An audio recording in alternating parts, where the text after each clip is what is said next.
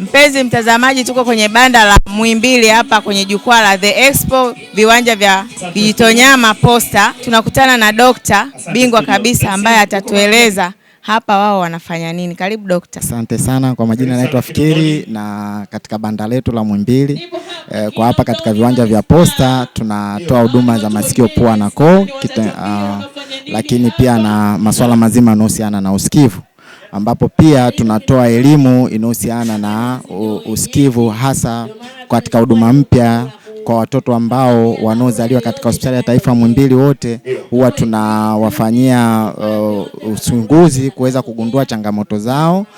Kama ana shida ya usikivu, basi aweze kupata matibabu au mahitaji yale ya kuweza kumsaidia kwa wakati. Lakini kama atakuwa hana shida ya usikivu, basi ataambiwa ni jinsi gani ya kuweza kutunza usikivu wake ili asije akapata changamoto kama kuchelewa kuongea, lakini pia anakuwa tegemezi kwenye familia.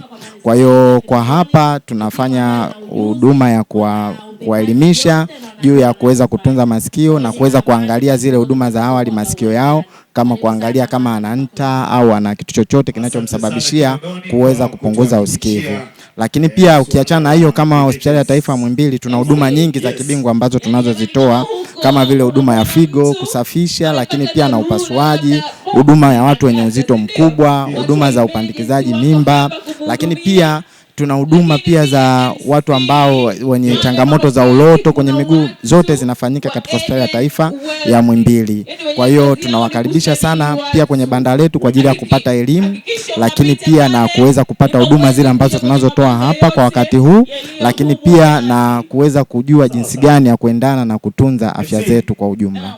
Fly, na tunawaipongeza waandaaji wa hili eneo na hili tukio kwa ujumla. Wamefanya kitu bora sana, kwa sababu kukutanisha hospitali zote kwa ajili ya kutoa elimu kwa pamoja inasaidia katika kufanya ule tunaita awareness, yani ule uelewa katika jamii moja kwa moja. Kuna watu wengi ambao wamekuja, kwa mfano hapa wengi analalamika masikio yanamuwasha, lakini ukija kuangalia changamoto ni kwa sababu hajui jinsi gani ya kutunza masikio yake. Kwa hiyo wengi wamepata uelewa katika hatua ambayo sio mpaka aje hospitali wakati anaumwa, ila tu alikuja tu kuangalia afya yake kwa wakati huu, kama ile regular check, lakini ameweza kugundua kumbe hivi sitakiwi kufanya, natakiwa nifanye hivi katika kutunza masikio yangu. So nawapongeza sana kwenye hilo.